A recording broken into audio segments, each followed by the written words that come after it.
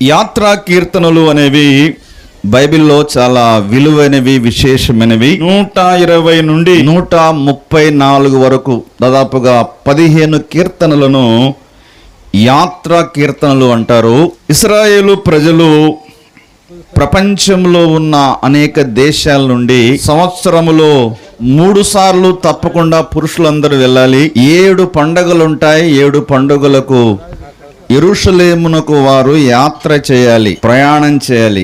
ఆ యాత్ర చేస్తున్నప్పుడు తల్లిదండ్రులు, పిల్లలు సకుటుంబ సమేతంగా వెళ్తూ ఉన్నప్పుడు మార్గ మధ్యంలో వారు పాడుకుని పోయే కీర్తనలు ఇవి. వాస్తవానికి ఆ హీబ్రూ భాషలో ఈ కీర్తనలు రాయబడ్డాయి. రాజైన హిజ్కియా కాలములో ఆ భక్తిపరుడైన హిజ్కియా రాజు అనేక కీర్తనలను సంకలనం చేయించి 150 కీర్తనలుగా హెబ్రీయులు, యూదులు ఆరాధనలో పాడుకోవడానికి ఒక పుస్తకంగా ఆయన ముద్రించాడు.